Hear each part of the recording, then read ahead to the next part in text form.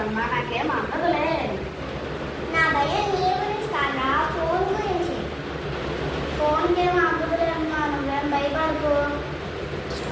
సరేనా, తీసుకో. అమ్మయ్య, జెరాక్స్ పని అయితే అయిపోయింది. ఇప్పుడు ఇంటికి వెళ్ళాలి అంతే.